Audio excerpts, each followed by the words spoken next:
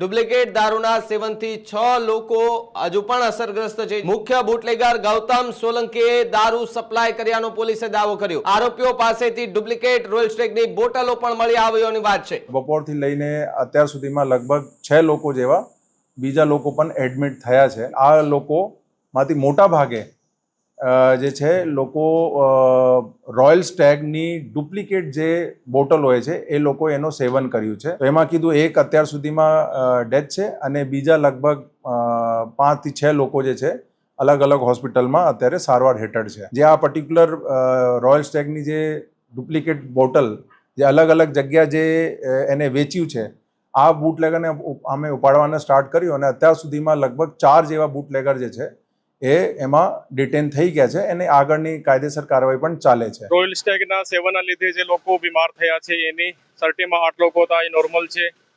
પછી આરોગ્યમાં પણ 5 લોકો હતા પણ અંડર ટ્રીટમેન્ટ છે અને 6 લોકો છે અત્યારે એક સવારે ભરતી થયું છે। જે લોકોએ રવિવારે સેવન કર્યું હશે રવિવાર દિવસમાં અથવા સાંજે તો આ લોકો કાલે એડમિટ થયા છે અને કદાચ શક્યતા છે કે જે સોમવારે પણ સેવન જે કર્યું હશે તો સંભાવના છે કે 2-5 લોકો આજે પણ એડમિટ એટલે કે આવી શકે। ભાવનગરમાં ડુપ્લિકેટ દારૂ પીવાના કારણે એક વ્યક્તિનું મોત થતા ચકચાર મચી હતી અને પોલીસ દ્વારા પણ અલગ અલગ દિશામાં તપાસ હાથ ધરવામાં આવી છે। ત્યારે આખી ઘટનાને લઈને એસપીએ મોટો ખુલાસો કર્યો છે। ડુપ્લિકેટ દારૂના સેવનથી 6 લોકો હજુ પણ અસરગ્રસ્ત છે, જ્યાં ડુપ્લિકેટ દારૂના સેવનથી એક વ્યક્તિનું મોત નીપજ્યું છે।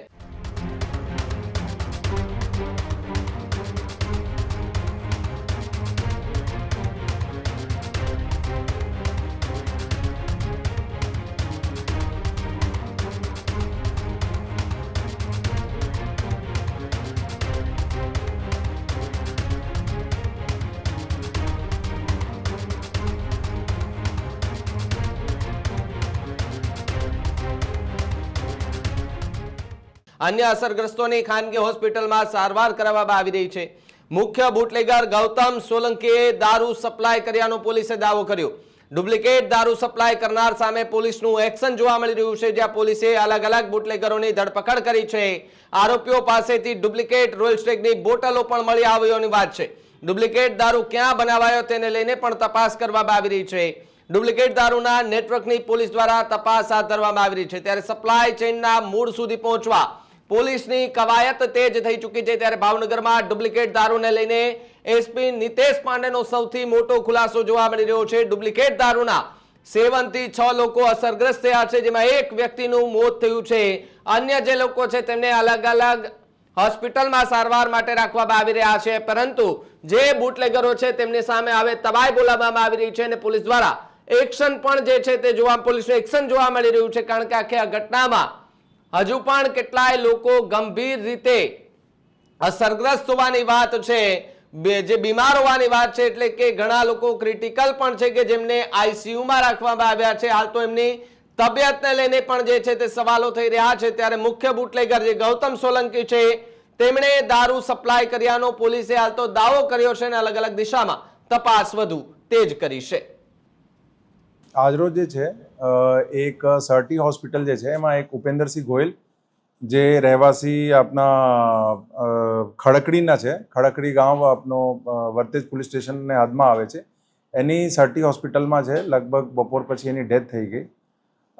એના સિવાય સર્ટી અને સાથે સાથે શહેરના લગભગ 2-3 હોસ્પિટલમાં બીજા બપોરથી લઈને અત્યાર સુધીમાં લગભગ 6 લોકો જેવા બીજા લોકો પણ એડમિટ થયા છે।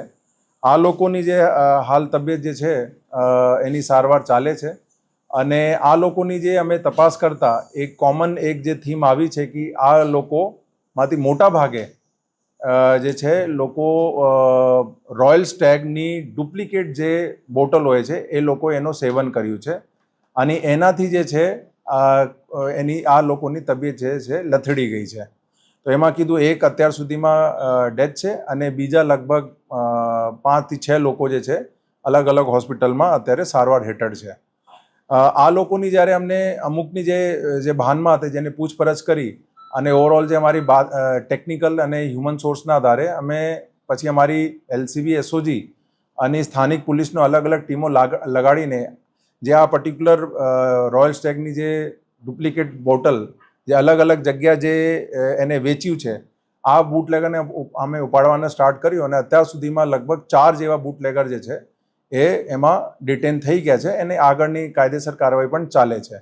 અને આ લોકોથી જે છે ઘણા બધા જે આ એનો મટીરિયલ જે છે, આ જે રોયલ સ્ટેગના જે બોટલો છે એ પણ જે છે રિકવર થયા છે.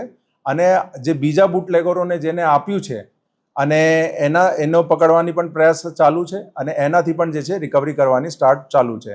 સાથે સાથે અમે બીજી એક પ્રયાસ એવું પણ કર્યું છે કે એ લોકોએ જે છૂટક જેને પણ વેચ્યું હોય આ બોટલ, અને અમે ટ્રેસ કરીને, ભલે એની અત્યારે અમુકની તબિયત સારી પણ છે તો પણ અમે એકવાર સારવાર જે છે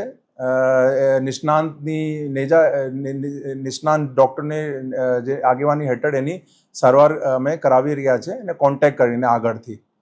અને સાથે સાથે જે છે એક એની બધું સાયન્ટિફિક તપાસ માટે અમે FSLને પણ કોન્ટેક્ટ કર્યું છે. FSL પણ જે છે જે બધું બાયોલોજિકલ અને જે પ્રોહિબિશનના બધા સેમ્પલ લઈને ને તાત્કાલિક જે છે FSLના પણ એની અમે તપાસ કરાવશું. અને બીજા એનો મોટા ભાગે જે ઇન્ફ્લુઅન્સ છે એ વર્તેજ પોલીસ સ્ટેશન અને અમુક વિસ્તારો સિટીના છે. એમાં અને મોટા ભાગે મારા બધાને અનુરોધ છે કે આ ખાસ કરીને લોકો જે સેવન કરે છે રોયલ સ્ટેગ, એ અત્યારે જે અમારે જે ધ્યાન ઉપર છે એમાં ઘણા બધા ડુપ્લિકેટ છે અને એમાં એના કારણે આ બધાની જે તબિયત લથડી છે. તો મારા બધાને આગ્રહ છે કે એને અવોઇડ કરે અને કોઈ પણ એની માહિતી હોય લોકલ પોલીસને કોન્ટેક્ટ કરીને એને કોનાથી એ બધું આપ્યું છે એ અમે આપે તો એના પર અમે વધુ તપાસ કરશું. અને કોઈએ બાયચાન્સ સેવન કર્યું છે, કોઈને બાયચાન્સ અમારાથી રહી ગયો હોય કે અમે કોન્ટેક્ટ અમારા લેવલે નથી થયું અને થોડું પણ ડાઉટ હોય તો તાત્કાલિક જે છે એ લોકો આપણા નિયરેસ્ટ જે હોસ્પિટલ છે અહીંયા એ લોકો જે છે સારવાર માટે ભરતી થાય અને એની સારવાર કરવામાં આવશે વ્યવસ્થિત.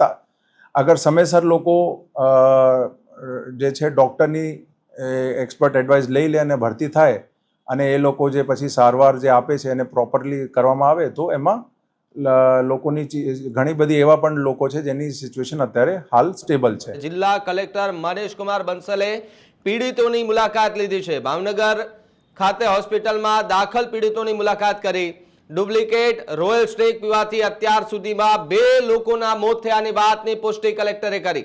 રોયલ સ્ટેગના ડુપ્લિકેટ દારૂથી 17 દર્દીઓ હાલ સારવાર હેઠળ છે, જ્યારે રવિવાર અને સોમવારે ડુપ્લિકેટ દારૂનું સેવન કરનાર તમામ લોકો તપાસ કરાવે.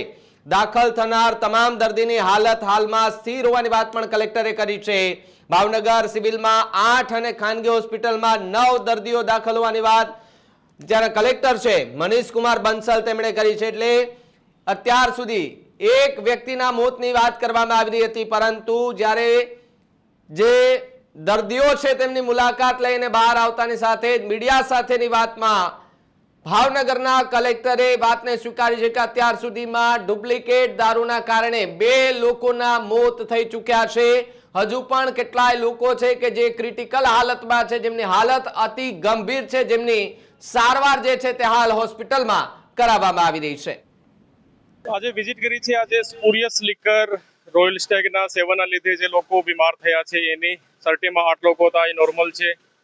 પછી આરોગ્યમાં પણ 5 લોકો હતા, પણ અંડર ટ્રીટમેન્ટ છે અને 6 લોકો છે અત્યારે. એક સવારે ભરતી થયું છે, એક અત્યારે બીમ્સમાં છે, આ પણ રિકવરી સ્ટેજમાં છે, અને 2 વેદ આઈસીયુમાં છે, ત્યાં પણ વિઝિટ કરવાનું છું. અને જે લોકોએ રવિવારે સેવન કર્યું હશે, રવિવાર દિવસમાં અથવા સાંજે, તો આ લોકો કાલે એડમિટ થયા છે અને કદાચ શક્યતા છે કે જે સોમવારે પણ સેવન જે કર્યું હશે તો સંભાવના છે કે 2-5 લોકો આજે પણ એડમિટ એટલે કે આવી શકે છે. મોત 2 લોકોના થયા છે. ખેડૂત ભાઈઓ છે ખેતરમાં ડ્રોન ઉડાવતા હોય છે ત્યારે આપણે એક પ્રશ્ન સતાવતો હોય છે કે જે આપણે અત્યાર સુધી જીપીએસ ટેકનોલોજીવાળા ડ્રોન વાપર્યા છે, જેથી કરીને મોબાઈલ ટાવર છે અથવા તો હાઈ ટેન્શન લાઇન પસાર થતી હોય, કોઈ વૃક્ષો હોય, ત્યારે જે જીપીએસ ટેકનોલોજીવાળા ડ્રોન છે એમાં ટકરાય અને ટ્રેસ થાય છે. પણ એગ્રીઓન લાવ્યું છે GNSS ટેકનોલોજી ડ્રોન, જેથી કરીને એ ડ્રોન છે એ કોઈ જગ્યાએ ટકરાય નહીં, પોતાની રીતે જ ડિસિઝન લે છે અને મૂવ થઈ જાય છે, જેથી કરીને GNSS ટેકનોલોજી ડ્રોન છે એ વાપરવાનો આગ્રહ રાખો. હજુ સુધી તમે અમારી ચેનલને સબસ્ક્રાઇબ નથી કરી તો અત્યારે જ ન્યૂઝરૂમ ગુજરાતને સબસ્ક્રાઇબ કરો, ફેસબુક અને ઇન્સ્ટાગ્રામ પર ફોલો કરો.